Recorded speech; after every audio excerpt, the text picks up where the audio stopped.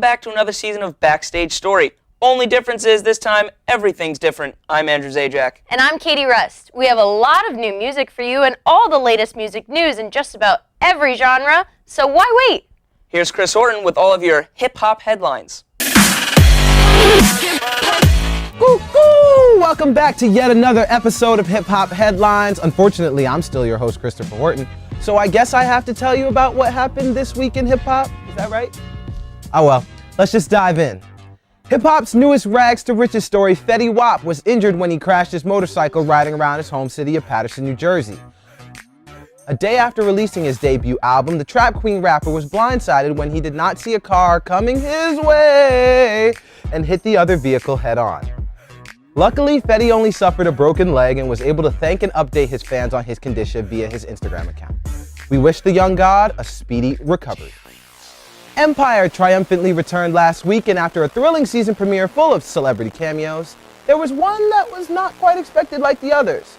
P.D. Pablo, whose other IMDb credits include Drumline and Beauty Shop, was featured significantly and even provided the banger of the night entitled Snitch Bitch.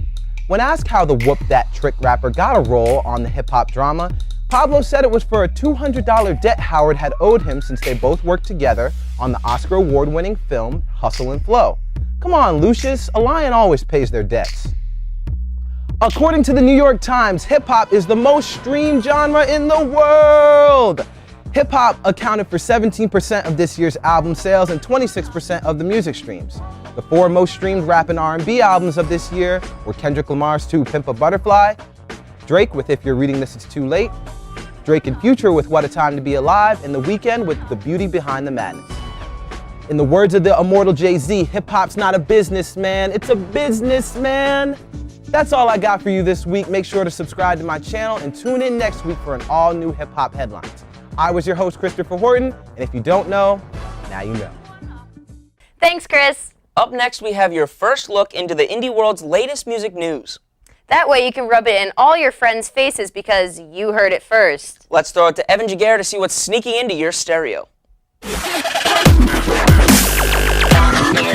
Thanks, Andrew. Hey everyone, welcome back to Sneaking Into Your Stereo. I'm Evan Jagger, and I'm here to guide you to the indie promised land. And what better way to start it off than with some Taylor Swift. Ryan Adams is back at it with the album-length cover of Taylor Swift's 1989.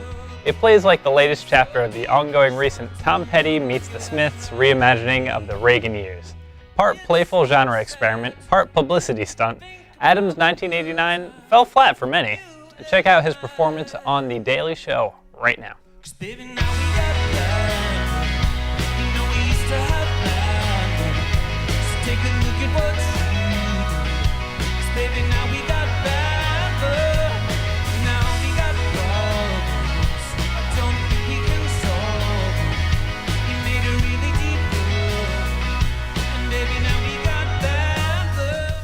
Some exciting news for 90s alt junkies. Former REM guitarist Peter Buck has announced his latest solo record, Warzone Earth. It's out October 16th via Little Axe Records.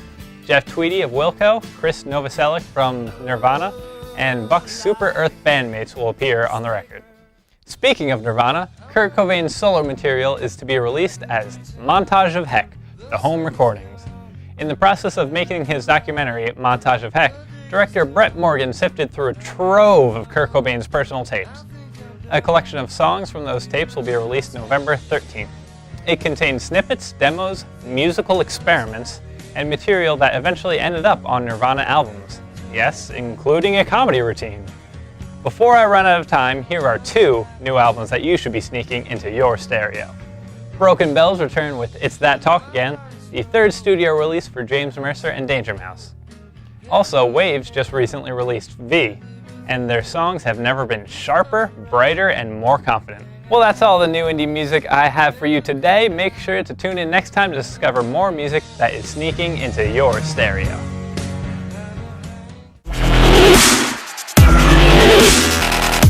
Thanks, Evan. Moving right along to some major psychedelic tunage, welcome to music you can't twerk to. We have quite a long trip to take, so let's get rolling. Spin gave it a 9 out of 10, Pitchfork gave it a 9.3, and Rolling Stone said it was a trip worth taking. If you don't know what I'm talking about, then you really missed out this summer, and I highly suggest that you get on the internet to check out Tame Impala's Currents. The sound of Tame Impala's third studio album goes further than a daydream, evoking Prince more than Pink Floyd. The guitar rides in the back, the keyboards up front, the beats have a synthesized snap even when they're live drums, and even the dreamiest tracks pack a pop bounce. Weightless R&B overflows from the gloriously hazy The Less I Know The Better to the finger-snapping Cause I'm a Man. The opener, Let It Happen, jumps off from distant funk guitar and a phased melody before disappearing in a wash of echoed vocals and muted drums. You are certainly in for a treat, and I can't blame you if you need to get up and dance. While we're on the topic of great new music, why don't we talk about some new Kurt Vile? His sixth studio album is called Believe I'm Going Down, and this is also a little different from the weird rock he's used to putting out. He's incorporated a little bit of banjo and a bit more piano. He's eased off slightly on the reverb, but many of these songs could have just as easily been found on either of his last two full lengths, which in his case isn't a bad thing. What would this segment be without some news on the king of psych fuzz, Mr. Ty Segall? Gogs is Ty Segall's newest project with ex-Cult's Chris Shaw and Fuzz bandmate Charles Mouthart. The band has shared their first single, She Got Harder, which you can check out right now.